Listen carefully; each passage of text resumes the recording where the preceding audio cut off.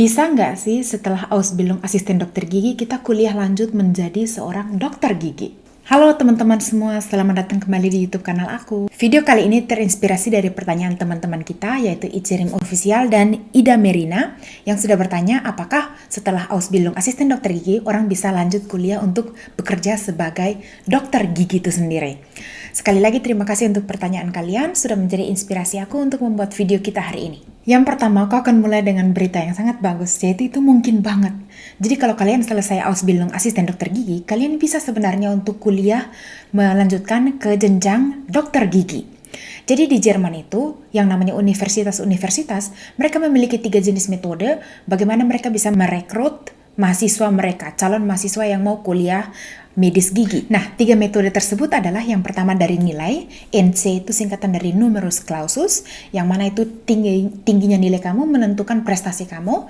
Di Jerman itu sistem nilainya itu yang paling bagus adalah nilai 1 dan yang paling jelek adalah nilai 6. Yang kedua adalah Wartesemester. Jadi sudah berapa lama sih kamu menunggu sampai giliranmu tiba untuk bisa kuliah, itu disebut Wartesemester.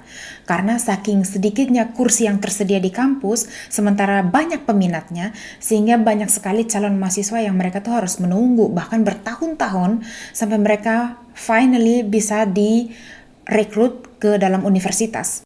Yang ketiga adalah mengumpulkan poin. Nah, nomor 1 ini mungkin saja kita tidak bisa mencapainya karena kita datang dari Indonesia, kita punya ijazah Indonesia, karena kita butuh yang namanya abitur dan itu abitur Jerman. Untuk memiliki abitur Jerman itu kita juga mungkin harus Studienkolleg, yang mana itu mungkin kita tidak akan lakukan. Yang kedua yaitu Wartesemester. Wartesemester ini mungkin dengan situasi visa kita kayaknya lumayan susah dan tidak bisa kita melalui cara yang kedua, sehingga ada kemungkinan besar kita melalui cara yang ketiga. Cara yang ketiga ini disebut kumpul poin. Setiap universitas punya standar poin dia masing-masing. Jadi mungkin universitas A mewajibkan 100 poin, universitas B 150 dan sebagainya dan sebagainya. Juga poin yang diberikan oleh si universitas kepada aktivitas tertentu itu juga beda-beda. Ada universitas yang membilang bahwa melakukan aktivitas A, kau akan mendapatkan poin 20. Ada universitas lain yang bilang untuk melakukan aktivitas itu kamu hanya mendapatkan 15 poin saja. Pokoknya itu macam-macam lah.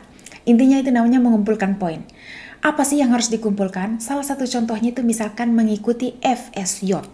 Kalau kalian pernah mengikuti Freiwilligen Sozialjahr, maka itu akan membantu banget kalian ketika kalian berkarir di kemudian hari nanti atau kalian menapak jejak karir kalian. Salah satu aktivitas yang bisa membantu kamu untuk mengumpulkan poin dalam jumlah yang sangat besar yaitu dengan menamatkan Ausbildung sebagai asisten dokter gigi. Jangan khawatir dan jangan minder karena sistem kumpul poin ini menawarkan kuota yang sangat besar.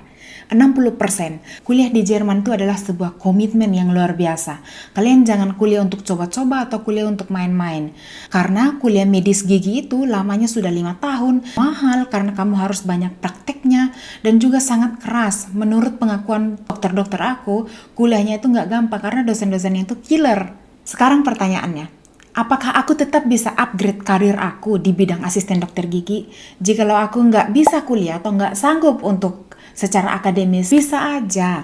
Kamu bisa upgrade karir kamu bisa mendapatkan kenaikan gaji melalui upgrade kualifikasi.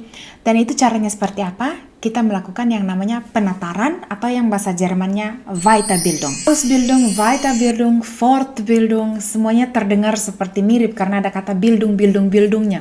Itu semua tuh artinya sekolah atau penataran. Durasinya tuh berbeda-beda sesuai dengan tingkatannya. Ada Weiterbildung 1 tahun, ada yang cuma 6 bulan, ada yang cuma 3 bulan, ada yang 1 bulan, bahkan ada yang cuma 2 akhir pekan. Dan ongkosnya itu kalian bisa minta dibiayai oleh Arbeitgeber kalian atau chef kalian. Kalau kalian itu mau dibiayai oleh chef kalian atau bos kalian, maka tentu saja kalian yang pertama-tama harus punya Arbeitgeber dulu. Kamu harus punya tempat kerja dulu untuk bisa dibiayain oleh seorang pemberi kerja. Upgrade kualifikasi tersebut ada beberapa jenjang yang bisa kita tempuh atau bisa juga dibilang titel yang bisa kita raih.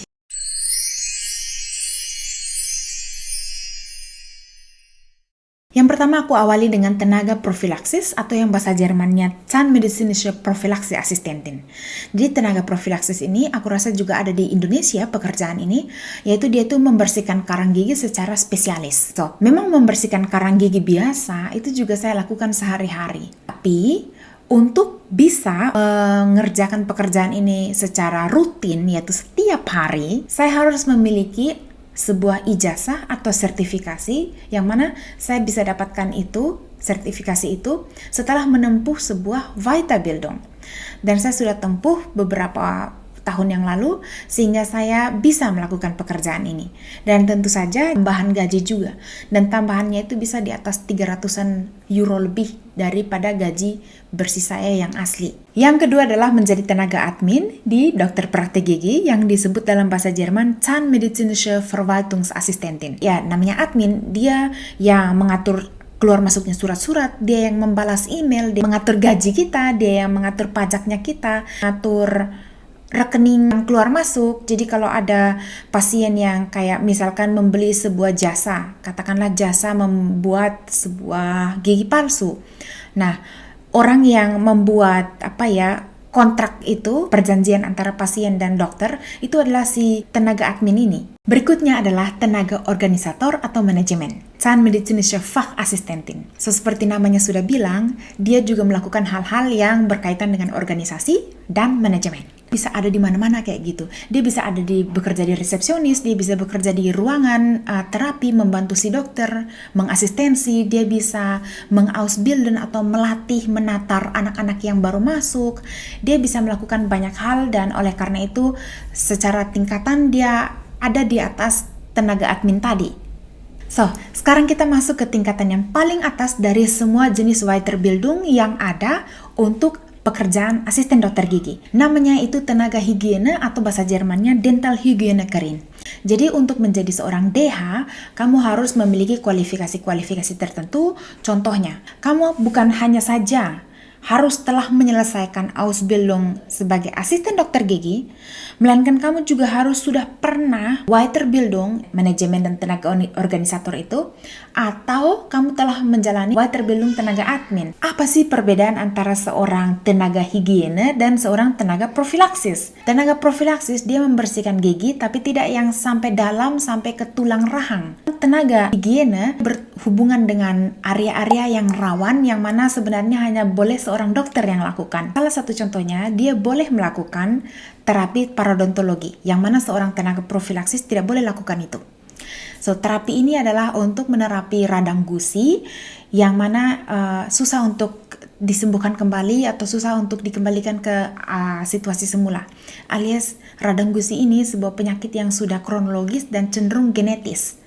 So, penyakit ini rawan sekali karena ada banyak pasien yang beresiko, misalkan dia punya sesuatu dengan jantungnya, dan orang untuk menangani penyakit ini, dia harus benar-benar tahu secara secara ahli, sehingga tidak sembarangan menerapi.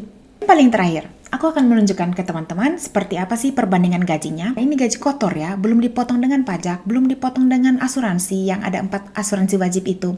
Semoga penjelasan aku dari tadi bisa memotivasi teman-teman untuk mungkin bisa menjalani Ausbildung sebagai asisten dokter gigi, karena banyak dan lebar dan luas sekali kemungkinan untuk mengembangkan karir kalian. Kalian harus camkan satu hal, menjadi dokter gigi itu tidak gampang, gak gampang banget.